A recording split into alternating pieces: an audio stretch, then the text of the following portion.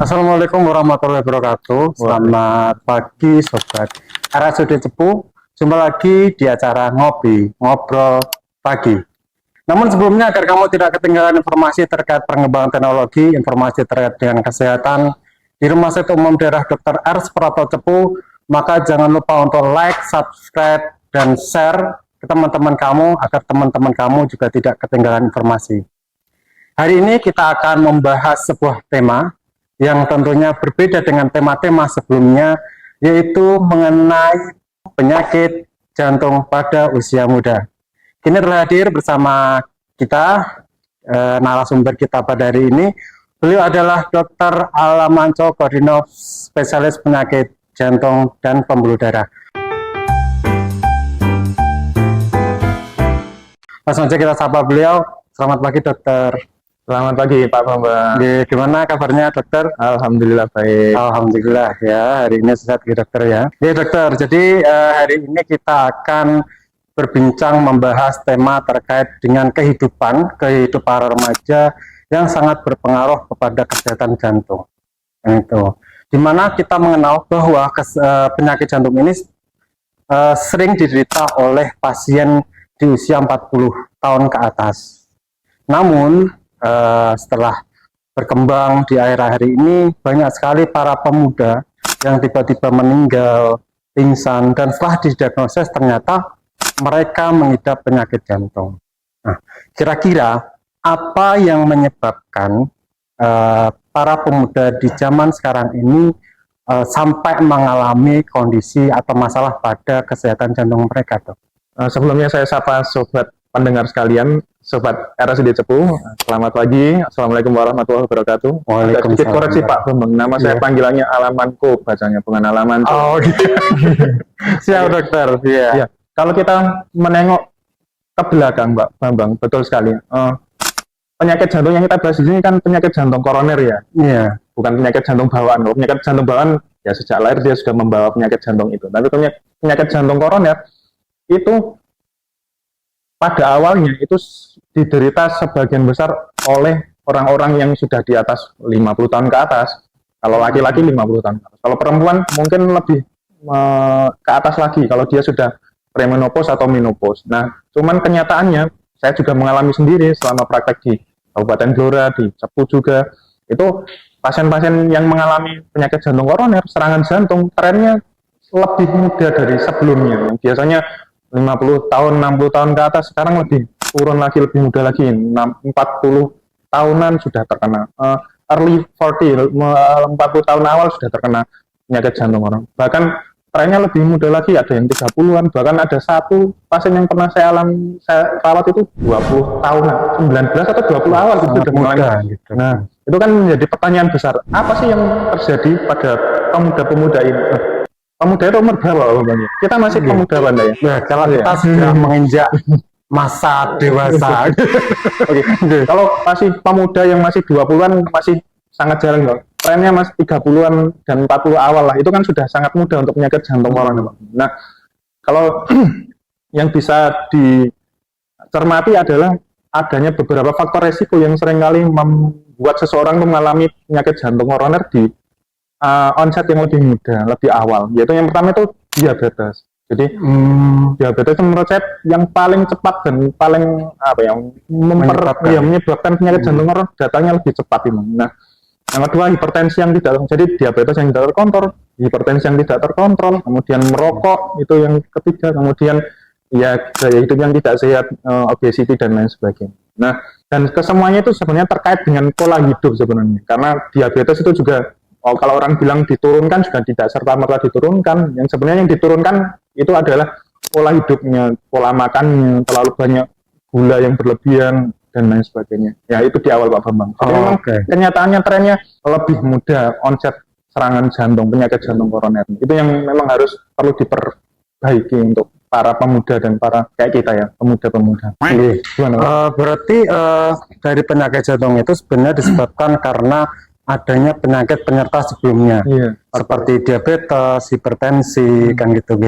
Tapi gini Dok, kalau kita lihat dari gaya hidup ya pemuda sekarang itu memang sangat berbeda dengan gaya hidup orang-orang yang sudah dewasa atau tahun-tahun yang lalu kan gitu. Dimana Gen Z itu kalau kita lihat sekarang itu mereka banyak begadang, banyak lembur kan gitu ya, tidur terlalu larut kan gitu. Kemudian minum kopi itu sehari sampai 3 kali.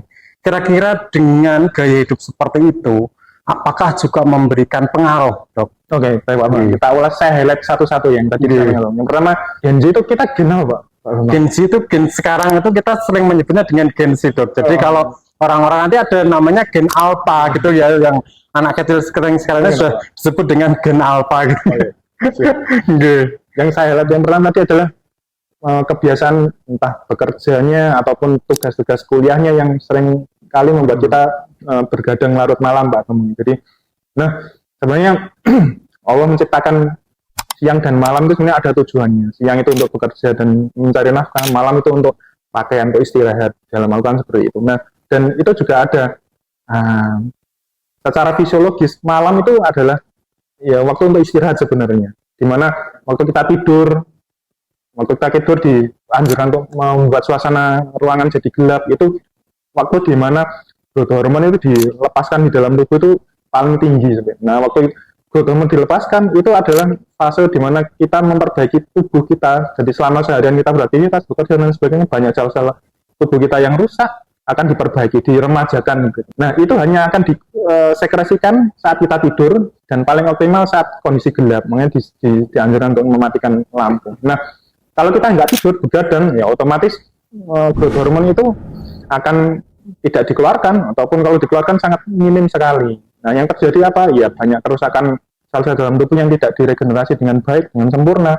Makanya kalau kita begadang kan pasti kerasa, bangun tidur pun badan capek semua. Kemudian, kalaupun sudah dibayar hutang tidurnya dengan besok paginya, itu beda tidur malam dengan tidur pagi atau tidur siang. Itu yang bisa digantikan. Memang kebiasaan begadang itu kebiasaan yang kurang baik. Itu sudah disampaikan jauh-jauh hari oleh Roma Irama. Jadi begadang itu dengan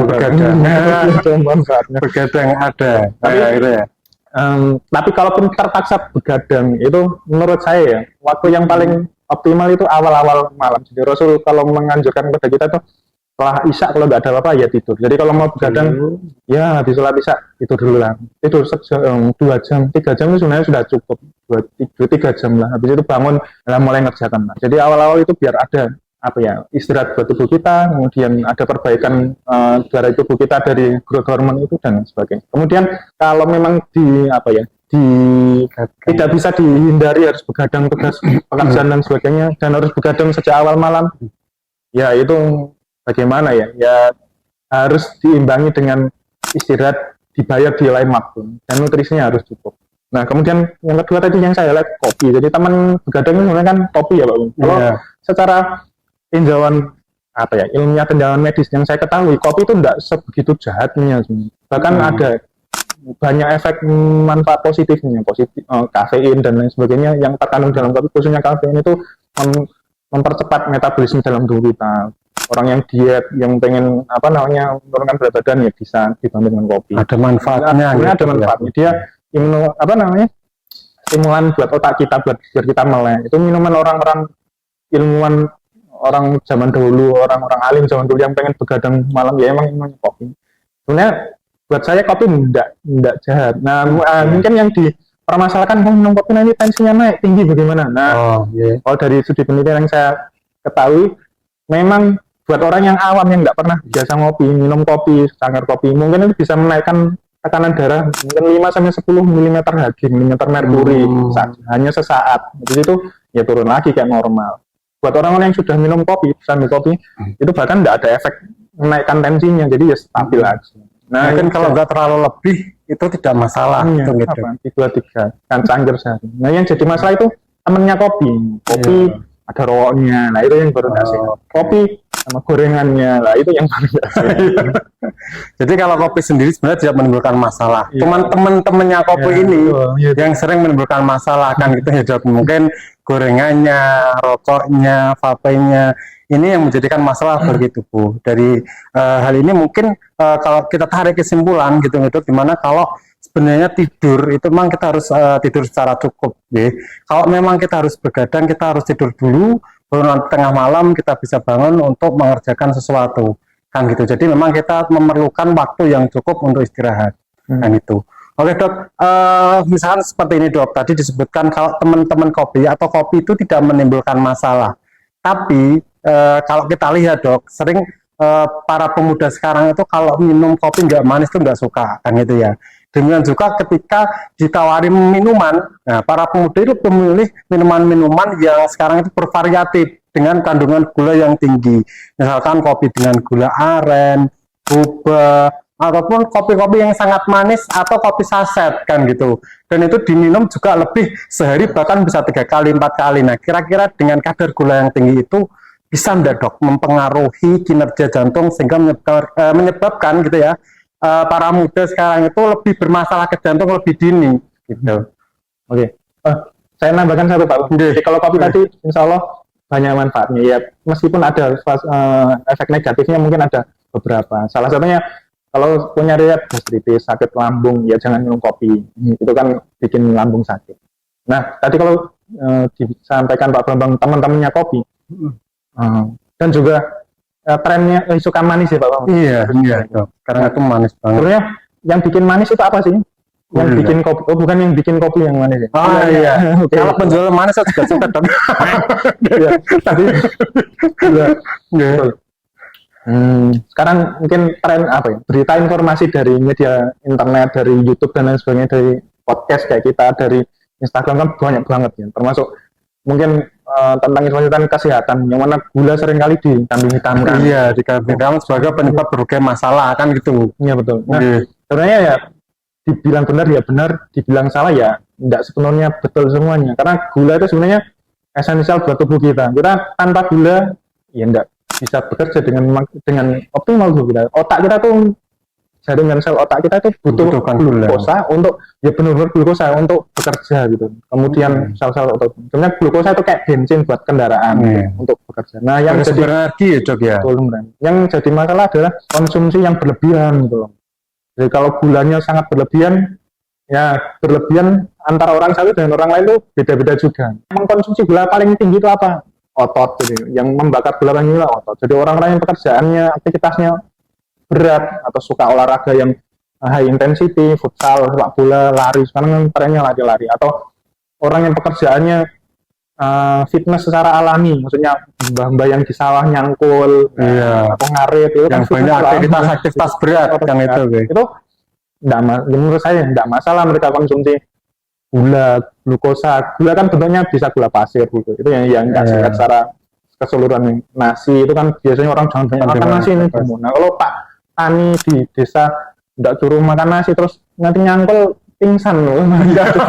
Karena nggak ada sumber energinya. Beda lagi sama Genzi kayak kita mungkin yang dokter mungkin nggak banyak kegiatan fisiknya, cuman duduk meriksa. Pak Bambang juga mungkin yang di kantoran cuman ya stresnya tinggi gitu dok. Yang kerjanya pakai otak, ototnya dikit. Nah itu konsumsi gula yang berlebihan, nah itu yang kurang baik. Karena apa? Kalau gula berlebih nggak dibakar, yang pertama bakal ditumbuk sebagai glikogen di liver. Liver itu ada kapasitasnya terbatas. Kalau sudah penuh, bakal ditumbuk di otot. Nah kalau ototnya sudah penuh ya glukosa itu akan berubah jadi di sel lemak, jadi yang numpuk.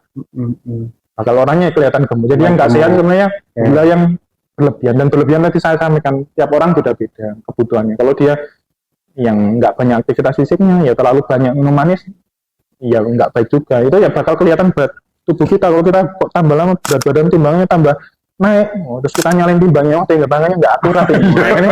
Jangan kayak gitu. Timbangnya rusak gitu. Perlu diganti gitu. Kebanyakan bercanda, jadi lupa yang mau tak sampaikan. Santai aja Pak. Nah, itu tadi yang kurang sehat itu yang terjadi kalau tumpukan glukosanya yang berlebih diubah jadi lemak di sel lemak kita, kemudian tambah gemuk. Nah itulah yang terjadi. Kalau cuman gemuk lucu ya mungkin gemuk banget, cabi-cabi gitu.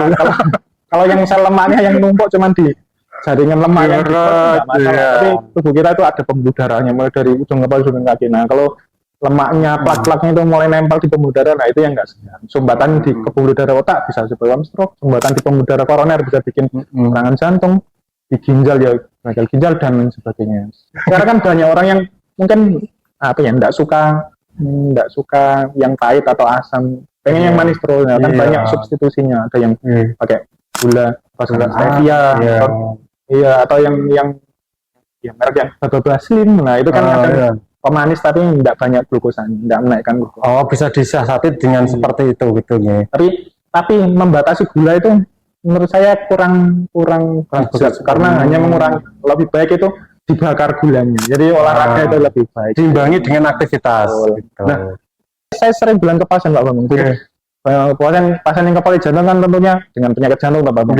Mungkin concernnya ke jantung doang, tapi yang paling penting di usia yang sudah tua khususnya itu ya, itu nggak cuma kesehatan jantung, tapi kesehatan otot dan tulang. Jadi banyak pasien-pasien yang jantung akhirnya takut beraktivitas, nanti takut serangan jantung waktu olahraga ya.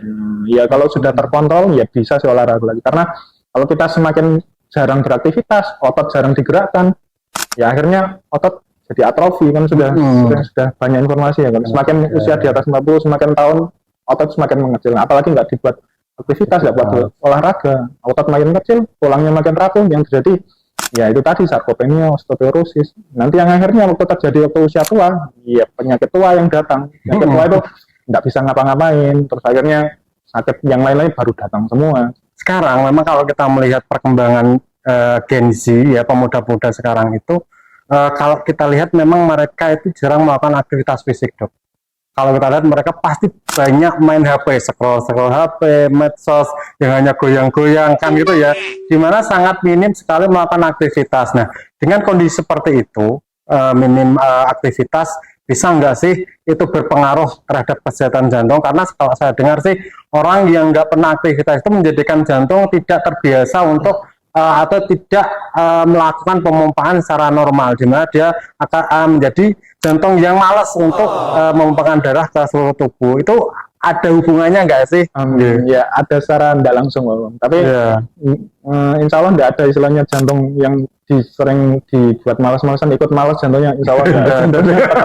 Tetap memompa ya dengan kondisi apapun itu.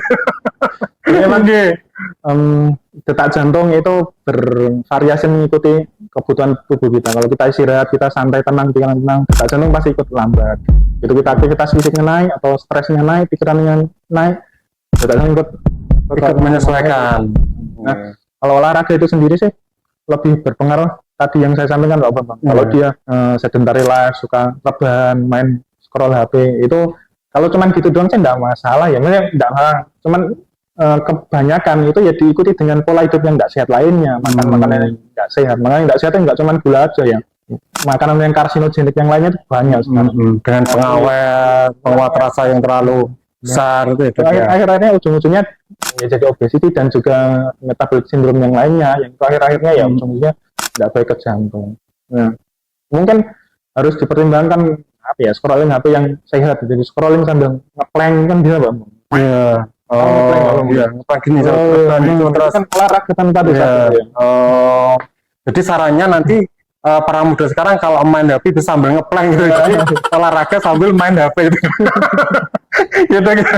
Jadi mensiasati gitu ya, bagaimana kita bisa bermain HP sambil berolahraga. Berarti saat main HP kita sambil dengan posisi ngeplank gitu ya, tangannya seperti ini. Nah tapi gini Dok, saya kan pernah mendengar ya, ketika orang itu kurang olahraga, biasanya lu kamu kok nggak pernah olahraga kan gitu nih. Ini nanti kamu kalau kita aktivitas yang agak berat sedikit terus kita ngos-ngosan, karena memang jantung tidak mampu mengadaptasi secara langsung ketika kita mau melakukan aktivitas yang lebih berat gitu Dok. Karena terbiasa dengan aktivitas ringan atau dengan kegiatan-kegiatan yang tanpa melibatkan aktivitas fisik. Nah, kalau ngos-ngosan itu memang dyspnea effort ya istilah kedokterannya Pak Bambang. Itu memang salah satu gejalanya gagal jantung atau jantung lemah gitu. Jadi waktu aktivitas agak berat dia ngos-ngosan karena jantung kondisinya lemah, tidak kuat memompa mengikuti kebutuhan tubuh, oksigen tubuh, aliran darah yang meningkat saat kita aktivitas.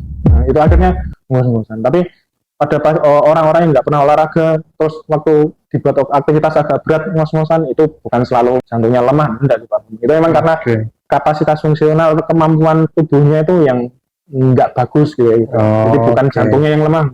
Jantung bakal melaksanakan tugas sesuai dengan perintah yang punya. Oh gitu ya. Ketika tubuh memang membutuhkan oksigen yang banyak, maka jantung akan mengimbangi. Itu yang nggak kuat itu kayaknya secara keseluruhan sistemnya, ototnya juga lemah, kemudian paru-parunya juga VO2 max-nya, kemampuan kapasitas parunya juga berkurang, nggak optimal ya. Akhirnya misalnya lebih karena itu, bukan karena Jadi bukan karena masalah jantung kan. Nah gitu. kalau Gen Z atau para pemuda, kalau pengen sehat itu sebenarnya banyak. Sekarang kan trennya lebih sehat ya, mereka suka jogging, meskipun entah joggingnya itu sekarang apa namanya, FOMO ya, ujungnya harus gimana, harus jersey-nya harus keren gitu. Oh iya, jadi culture ya, culture itu. Ya itu baru kata diapresiasi, ada budaya baru yang lebih sehat, jogging atau paneran gitu ya, kayak kita nggak tahu lah tuh. Kemarin ke dong. Iya, alhamdulillah ikut dong. Ternyata tak cari-cari kok nggak ada tegur. Nah, sebenarnya banyak hal yang bisa dilakukan secara lebih simpel atau sederhana yang kita bisa lakukan tiap hari. Misal kalau kita di tempat kerja di rumah sakit misalnya, kalau saya visit lantai dua daripada naik lift, ya dibiasakan naik tangga. Itu kan melatih otot, melatih jantung, melatih sendi juga. Atau kalau kita mau jajan kemana, biasanya naik motor, ya kita jalan. Gitu kan lebih sehat. Tapi nggak jalan kaki dari Blora ke Cepul nggak, Dok? Iya. Pingsan sampai hutan. Terus kalau yang pengen lebih ada manfaat untuk kesehatannya, jalannya jangan klewes, jalannya yang kenceng banget, Bang. Jadi kalau di rumah sakit agak cepat gitu, Dok ya. Buru kayak lagi ditagih utang gitu. Ya. Itu mana? Tapi kalau klewes jalannya dari sini ke Blora pun ya nggak begitu banyak manfaatnya untuk jantung, jadi harus kenceng. Oke, Dok. Mungkin kalau aktivitas, kemudian makanan itu tidak begitu berpengaruh besar kan itu ya terhadap kesehatan jantung. Kira-kira kalau stres, Dok. Jadi di zaman sekarang itu pun sering kita melihat Gen Z atau pemuda itu mengalami stres karena tuntutan-tuntutan. Ada nggak sih, Dok, pengaruh antara stres itu terhadap kesehatan jantung para muda sekarang? Stres itu kan masalah psikis ya. Sebenarnya itu masalah psikis atau rohani, bukan secara fisiknya langsung. Tapi kalau diterus-teruskan dan berlebihan, ya akhirnya berdampak ke fisik juga. Ya, kalau stres yang maksudnya stres yang sampai bikin dia agak depresi gitu ya Pak Bambang. Atau stres pekerjaan yang berlebih, ya itu tergantung cara mengelola stresornya. Jadi kalau orang yang bisa mengelola, jadi stres itu sebenarnya baik ya, biar kita bisa lebih meningkatkan kemampuan diri kita gitu. Prinsipnya seperti itu. Tapi kalau kita tidak bisa mengelola stresnya, yang terjadi apa? Ya dia secara psikis bisa depresi. Nah, kalau stres berlebihan, depresi berlebihan, yang terjadi apa?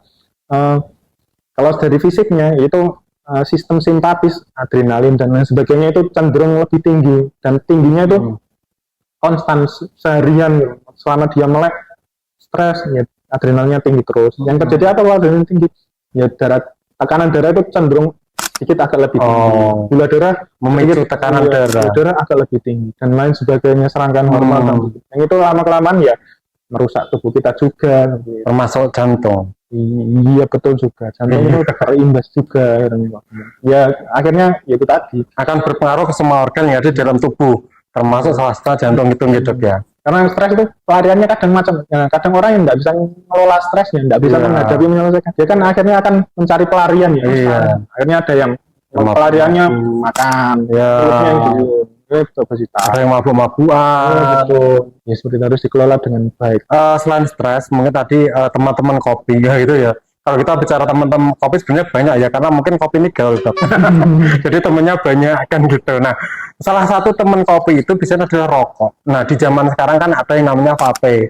Orang-orang menganggap vape itu lebih aman kan gitu, Dok, karena di sini kan tidak dia tidak menghisap nikotin secara langsung, tidak menghisap asap secara langsung kan itu, sehingga mereka lebih merasa aman kan gitu. Nah, dilihat dari sudut pandang yang berbeda kan gitu ya, apakah vape ini merupakan salah satu jenis rokok yang mempengaruhi kinerja jantung dan menjadikan masalah untuk jantung? Sebenarnya yang paling kompeten jawab itu tuh Pak Dokter Spesialis Paru Yudi. Kemarin sudah dibahas, Mbak. Nah itu. Jadi mungkin ya karena kalau yang sudah kita ketahui kan rokok bakar yang sering dipakai orang-orang. Kalau rokok itu sudah jelas ya Pak Bambang ya, secara studi epidemiologis dia meningkatkan faktor resiko tak bahas rokoknya dulu. Iya, boleh dok. Iya. Faktor resiko penyakit jantung dan paru dan stroke dan lain sebagainya. Sampai sekarang ya ditulis di bungkus rokoknya, Ya. rokok membunuhmu. Itu Ya. kan tidak membuat orang-orang jela kan nggak Bambang ya. Iya. Soalnya Benar. orang Indonesia tuh kayak gitu, kalau takut-takutin alah bohongan, nggak. Iya. Harusnya ditulis sih, jangan rokok menyehatkanmu. Orang wah mosok Iya, ini langsung baru dia laris. browsing. Oh jadi ternyata nggak bayar. Harus dikasih Sampai pabriknya banyak ya. berdiri rokok-rokok dok. Iya dok. Nah, Iya, apa benar. namanya? Sering saya agak panjang nggak apa-apa Bang. Ya, Kalau benar. ditanya soal sama pasien, dok boleh merokok apa enggak? Ya kalau secara medis kedokteran ya enggak boleh lah Pak. Soalnya merokok faktor resikonya seperti itu. Terus biasanya kan pasien-pasien nanya, ada orang yang rokokan sudah sampai mbah-mbah di desa ya masih nggak sakit jantung. Nah kalau kayak gitu jawabnya kayak gimana? Nah, jawabannya itu kalau dari sisi medis ya rokok itu adalah meningkatkan faktor resiko. Yang namanya resiko itu kan bukan kepastian ya Pak Bambang. Saya sering mengibaratkan Pak, kalau orang naik motor kebut-kebutan itu akan meningkatkan resiko terjadi kecelakaan. Ya. Tapi apakah semua orang yang kebut-kebutan pasti kecelakaan? Kan enggak. Belum tentu. Iya. Di lain dia ada orang yang Naik terus motor, tapi aman gitu. ada orang yang naik motor sudah pakai helm SNI, pakai jaket SNI, naik motornya pelan-pelan, Malah kecelakaan. mepet trotoar ya ditabrak di belakangnya Iya. ya, ada. Nah, jadi resiko itu adalah kemungkinan terjadinya. Jadi kemungkinan tetap kemungkinan gitu. Nah, kalau kita tinjau dari sudut pandang lebih agamis ya Pak, sok ustadz itu. Nah, kalau meningkatkan faktor resiko, itu resiko sebenarnya bukan buat dirinya sendiri loh. Misal ada bapak-bapak merokok, mungkin dia tidak terkena faktor resikonya itu, dia masih aman. Tapi dia di dalam keluarganya mungkin yang kena justru istrinya atau anaknya yang mendapat efek buruk, dia batuk-batuk lah, bronkitis lah, meskipun nggak jantung corona, itu kan efek buruknya ke sekitarnya. Atau bahkan dia rokokan di tempat umum aja, nah itu mengganggu kenyamanan, itu kan nggak etis ya buat kita ya. Nah itu ada dampak lain di luar merugikan diri sendiri, jangan gitu. Nah kalau dari sudut pandang agama, besok di akhirat yang dihisap itu bukan akibatnya, karena akibat itu takdir. Orang sakit jantung koroner nggak bakal ditanya sama Allah besok, kamu kenapa kok sakit jantung koroner? Ya kan kok ya enggak, itu memang sudah takdir. Nah yang bakal ditanya itu prosesnya, kenapa kamu kok merokok? Nah itu alasannya yang bakal ditanya. Kenapa kok kamu kebut-kebutan? Ya itu yang bakal ditanya, bakal ditanya sama Allah. Gitu loh. Jadi rokok dan vape menjadi Waalaikumsalam. Jadi rokok ini bisa menjadi salah satu faktor resiko ya yang berpotensi menyebabkan sesuatu gangguan. Sampai aku lupa belum jawab vape-nya Pak Bambang ya. Oh iya, oke, boleh dilanjutkan yang vape-nya dong. Kalau vape yang sedikit yang saya ketahui itu memang efek buruknya memang jauh lebih sedikit daripada rokok bakar, rokok hisap. Rokok vape dan elektrik. Cuman bukan berarti itu nol resiko. Tetap ada yang menyebabkan penyakit paru. Kalau jantung masih belum begitu, tapi memang nilai angkanya lebih rendah Pak. Itu pun lebih rendah itu bukan serta-merta karena benar-benar aman ya, karena itu kan baru beberapa tahun. Jadi studinya, observasinya itu masih belum kurang lama gitu. Jadi kalau memang bisa tanpa merokok, bahkan vape dan rokok elektrik yang ngapain gitu loh. Lebih bagus untuk tidak merokok ataupun menghirup. Tapi gini dok, kalau saya lihat, jadi memang rokok ini berpotensi besar menimbulkan masalah pada paru-paru. Dimana kita juga melihat bahwa di sirkulasi jantung itu kan ada namanya sirkulasi sistemik dan sirkulasi pulmonal, kan gitu ya. Dimana jantung ini akan mengalirkan darah ke paru-paru juga. Ketika paru-paru mengalami masalah atau problem, tentunya juga kan menjadikan jantung ini memunculkan masalah juga. Nah, kira-kira itu berkaitan enggak dok? Atau mungkin kalau paru-parunya rusak sih, jantungnya fine-fine aja kan, yang rusak itu paru-parunya gitu. Iya betul. Sebenarnya fungsi jantung adalah sebagai pumping mesin pemompa darah. Nah, yang penting dalam darah itu apa sih? Salah satunya kan oksigen Pak Bambang, yang itu esensial dibutuhkan seluruh sel dalam tubuh kita. Nah, oksigen itu didapat dari mana? Kan dari paru-paru ya Pak Bambang. Kita bukan kodok yang bisa nyerap oksigen dari kulit ya Pak Bambang. Jadi dari paru-paru. Kalau memang paru-paru kita terganggu oksigennya, asupan yang masuk ke tubuh berkurang, yaitu pasti secara tidak langsung mempengaruhi seluruh sel dalam tubuh kita, termasuk jantung. Belum lagi kalau memang ada penyakit paru kronis yang bikin dia istilahnya fibrosis ya, jadi jaringan parunya jadi mengeras kaku, itu akhirnya aliran darah ke paru, memompa darah ke parunya itu sangat susah. Yang terjadi apa? Hipertensi pulmoner. Hipertensi pulmoner adalah tekanan darah tinggi di paru-paru. Yang kita ketahui kan biasanya tensi di tangan ya itu tensi sistemik. Sedangkan tekanan darah di paru itu harusnya rendah. Jadi ada jantung kanan, jantung kiri, jantung kanan kan yang memompa darah ke paru-paru. Itu harusnya cukup memompa dengan ringan aja sudah darah ngalir ke paru. Nah, pada saat terjadi tadi penyakit paru kronis, fibrosis, itu tekanan di paru tinggi banget. Jadi jantung kanan seharusnya tidak disetting oleh Allah untuk menjadi jantung yang kerjanya keras. Makanya dibandingkan otot jantung yang kanan itu tipis dibanding otot jantung yang kiri. Nah, kalau yang terjadi seperti itu penyakit paru kronis, jantung yang kanan akhirnya menebal, membengkak. Nah, yang terjadi seperti itu akhirnya dia orangnya bengkak-bengkak. Kardiomegali itu ya, udah pembesaran jantung kanan istilahnya. Jadi pasiennya bengkak-bengkak di perut, di kaki. Ya, jadi secara tidak langsung bisa diartikan bahwa ketika seorang itu merokok ataupun dia menghisap vape, dia akan mempengaruhi kinerja dari paru-paru. Ketika paru-paru itu mengalami kerusakan, akan berakibat atau berdampak juga terhadap kesehatan jantung. Kan seperti itu, Dok, bertinggi. Ya, betul.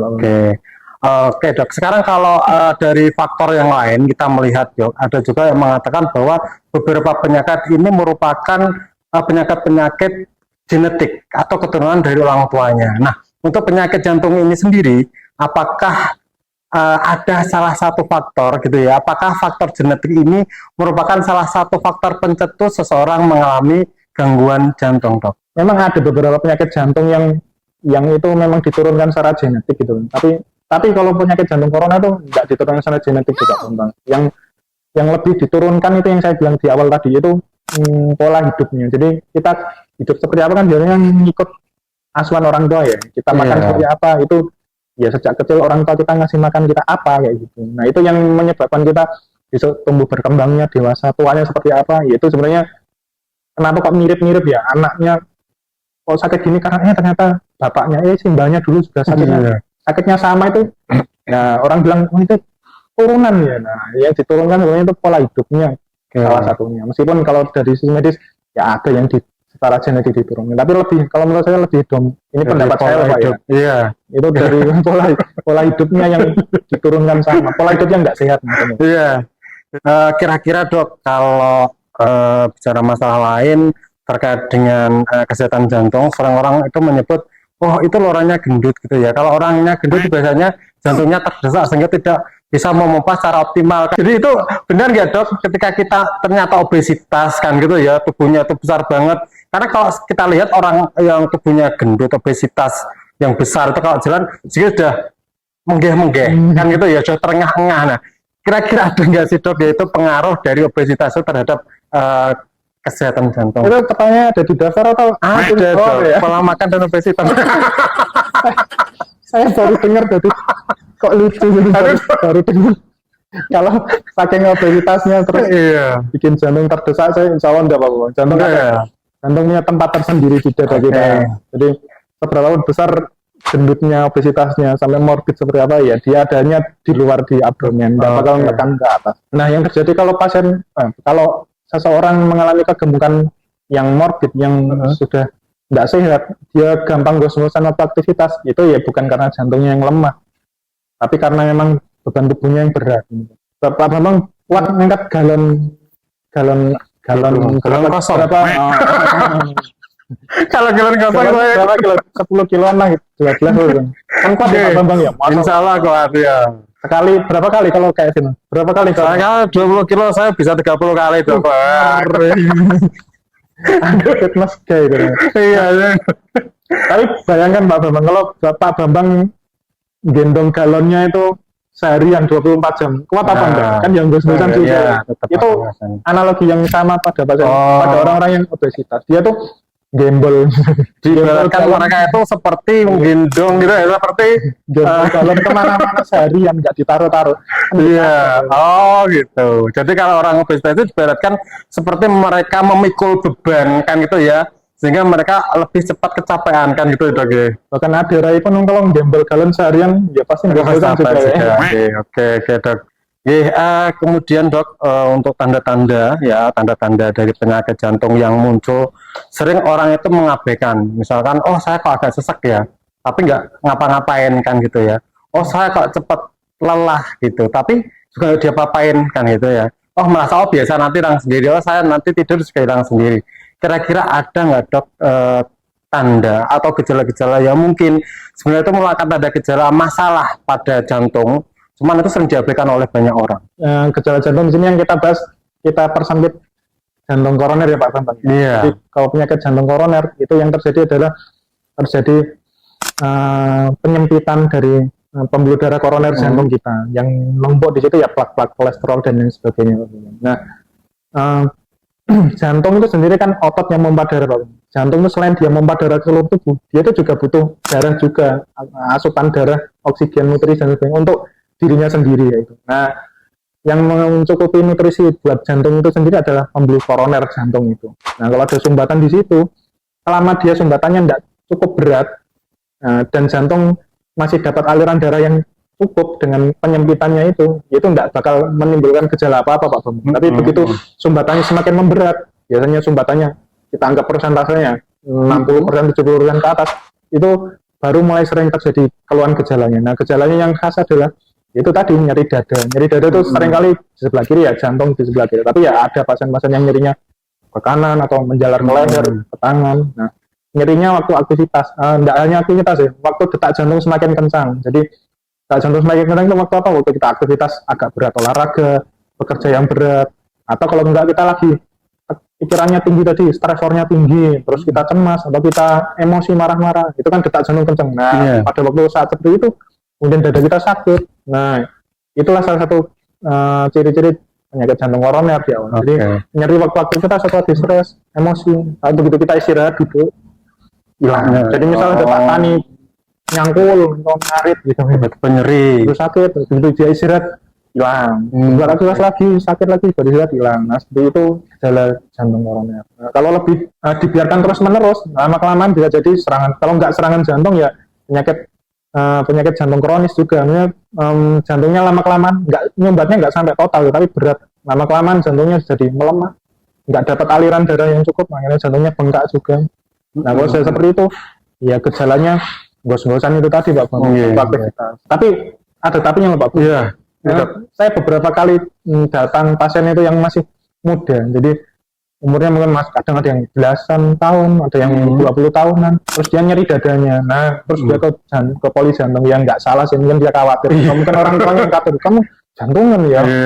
Apalagi ditakut-takutin Pak Bambang ini, serangan jantung bisa muda. Jadi nanti kalau poli jantungnya tambarannya saya salah kan, boleh dicari. Jadi dia datang ke poli jantung, khawatir kok sakit jantungnya dong. Setelah digali ya insya Allah sih enggak, karena dia nyerinya tuh enggak yang seperti yang tadi saya sampaikan, nyerinya lebih sering waktu dia lagi istirahat santai kok tiba-tiba semut, sedetik 2 detik. Terus dia waktu tarik nafas pindah posisi sakit, digerakkan sakit. Itu sebenarnya karena nyeri otot aja sih, otot dadanya, bukan jantung koroner. Jadi jantung koroner itu enggak datang serta merta, harus ada faktor pemicunya yang tadi saya sampaikan. Selain usia ya, diabetes, hipertensi, merokok dan lain sebagainya. Kalau masih muda insya Allah ya kayaknya terpengaruh drakor, serangan jantung tiba-tiba itu ya, diputus pacarnya, tiba-tiba terkena penyakit jantung. Ya Dok, upaya apa gitu Dok yang bisa kita lakukan gitu ya, agar kita itu tetap memiliki jantung yang sehat. Jadi ada beberapa kegiatan apa sih yang bisa dilakukan agar kita mampu mencegah agar tidak mengalami gangguan pada jantung. Ini kayaknya meringkas dari yang disampaikan dari awal tadi Pak Bambang. Jadi yang paling penting di sini adalah mencegah itu selalu jauh lebih baik daripada mengobati. Jadi sebelum terjadi ya kita cegah. Bagaimana sih mencegahnya? Ya sejak dari awal pemirsanya para pemuda Gen Z, sejak awal dijaga pola hidupnya yang sehat. Jangan, ya kita harus bisa jujur melihat diri sendiri. Kalau kita bercermin, waduh kok perut saya ada gelambirnya ya, nah itu sudah berlebihan. Gendut itu baik apa enggak? Kalau menurut saya ada baiknya. Iya, ada baiknya. Kita ada baiknya Pak. Kalau semua suatu ketika terjadi paceklik, kepanjangan terus kelaparan, dia yang hidupnya paling lama. Karena jantungnya sudah banyak itu. Tapi kalau berat gedeng dia sudah banyak simpenan itu.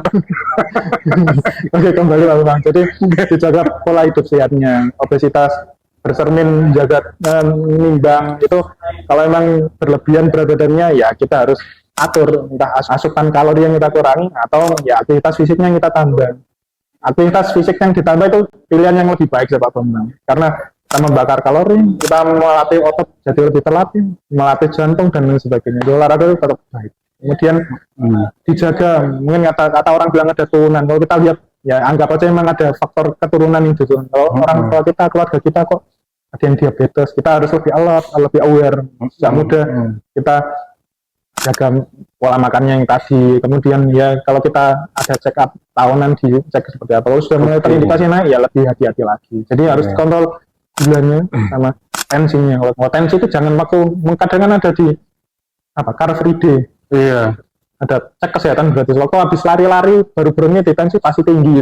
Jadi tensinya tuh harus kondisi istirahat. Ya. Kalau habis lari-lari ya 10 menit lah paling enggak istirahat.